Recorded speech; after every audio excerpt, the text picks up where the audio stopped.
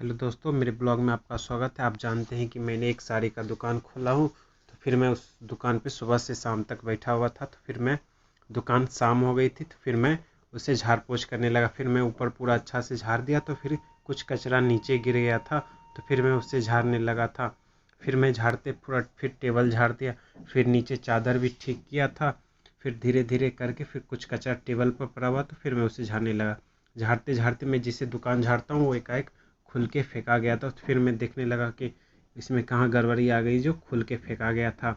फिर उसके बाद मैं उसे ज्यों त्यों करके ऐसे ही घुसा दिया था। फिर मैं उसे एक पिलास के द्वारा उसे ठोक ठोक कर ठीक करने लगा। फिर उसके बाद मैं देखिए ठीक कर रहा हूँ ठोक ठोक के। फिर वो ठीक हो गया था। फिर उसके बाद भैया उधर से आए, बोले जा घर में कुछ सब्जी नहीं, जा मार्केट से सब्जी ले आ। तो फिर मैं अपने धनों के पास गया तो देखिए फिर मेरी धनों अंधेरे में पड़ी हुई थी। तो फिर मैं देखा रही कि क्या मेरी धन्नो तो बीमार है। फिर मैं उसे धन्नो को लेके चल पड़ा डॉक्टर के पास। डॉक्टर के पास ले गया था तो मेरी धन्नो को वो नीचे लेटा दिए, बोले इसे नीचे लेटाओ फिर मैं इसे चेक करूँगा। फिर डॉक्टर साहब चाय पीने लगे, बोले रुको मैं चाय पी के इसका इलाज चालू करता हूँ। फिर वो चाय पी लिए। फिर उसके बाद औजार लेके आ गए।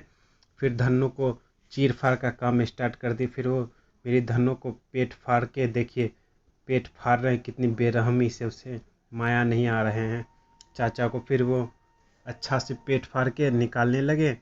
फिर वो पूरा अच्छा से निकाल दिए तो फिर बोले इसमें चलो हवा भरो। फिर मैंने हवा भर दिया। उसके बाद वो अच्छा से पानी में डुबा डुबा के चेक करने लगे। तो फिर वो फाइनली मिल गया था जहाँ पे गड़बड़ था। फिर चाचा दिखाए, देखो यहाँ पे लगता है कोई कील वील लग गया, इस वजह से ऐसा हो गया था। फिर वो चाचा एक चिप्पी लेके आ गए। फिर उसको कटिंग किए। फिर उसके बाद वो उसे रगड़ रगड़ के साफ़ किए कि कहीं कोई कचरा वचरा न रह जाए जिसके वजह से वो चिपके ना। पहले वो साफ़ किए। फिर मेरे धनों का अतरियाँ साफ़ कर दिए। उसके बाद वो उसमें सुलेसन लगा के उसे अच्छा से चिपका रहे थे। देखिए मेरे धनों को कितनी बेरहमी से पीटा जा रहा था। वो उसी के दरमियान में देखिए नीचे कितना ने ब्लड भी निकल के गिर गया है। इसलिए वो मेरी धन्नो भी हमसे उदास हो गई है। इसलिए फिर चाचा ने उसे हाथ अंदर डाल डाल के चेक करने लगा कि कहीं कील वील तो नहीं पड़ा हुआ है। तो फिर चाचा बोले रुको अच्छा से झांक झांक के देख रहा हूँ कहीं कील तो नहीं है। फिर उसके बाद चाचा भी अच्छा से उसे फिट करने लगे। देखिए चाचा कितने अच्छा से काम भी करते हैं। वो चाचा मेरा जब भी साइकिल ख़राब होता है तो मैं इसी चाचा के पास आता हूँ। फिर वो ठीक करने लगे। फिर औजार लगा के अच्छा से घुसा रहे थे उसमें के अंदर। फिर उसके बाद देखिए चाचा भी अच्छे से ही काम किए हैं, पूरा अच्छा से कर दिए हैं। फिर वो चाचा बोले इसे खड़ा करके इसमें हवा भरो। तो फिर मैं उसे खड़ा करके हवा भर दिया। देखिए मेरे धन्नो पहले की तरफ बिल्कुल एकदम रेडी हो गए। फिर देखिए मेरी धन्नो कितनी रफ्तार में आ गई जब ठीक हो गई थी। फिर मैं पैसा दे के निकल पड़ा था सब्जी लाने मार्केट। फिर मैं सब्जी लाने मार्केट जैसे ही घुसा, देखिए मेरे धन्नो कितनी रफ्तार में थी। फिर मैं देखा ये क्या भीड़ है। फिर मैं धीरे धीरे करके आगे बढ़ गया। फिर मैं उतर के आलू का दाम ऊपर नीचे करके आलू ले लिया।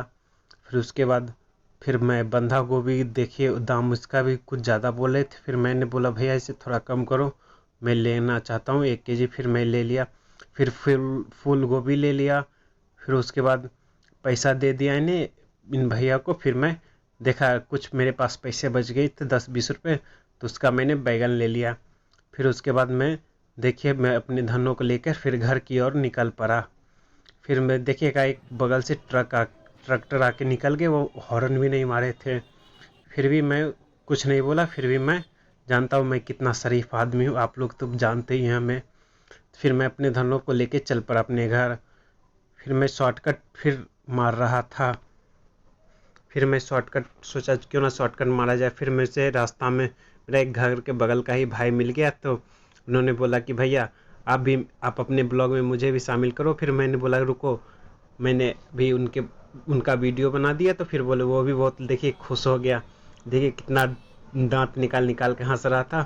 फिर मुझे आज भोज भी खाने जाना था। तो देखिए वो जहाँ बल्ब लगा हुआ, जहाँ पूरा घर सजा हुआ, मुझे वहाँ भोज भी खाने जाना।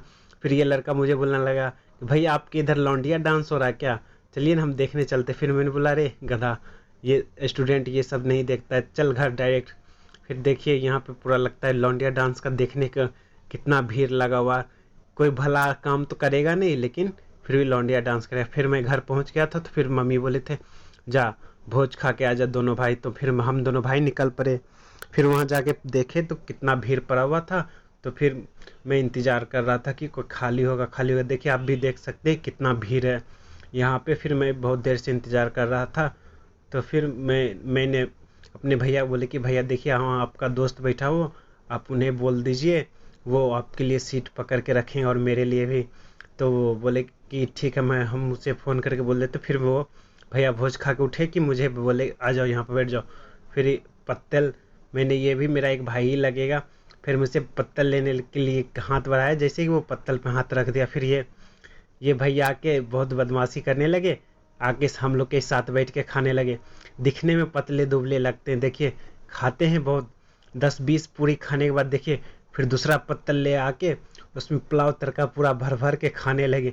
मैं उन्हें बोला कि ऐसे कर मत खाया करिए, दिखने में आप पतले दुबले लगते लेकिन हैं नहीं। फिर हम सब खा के निकल पड़े अपने घर।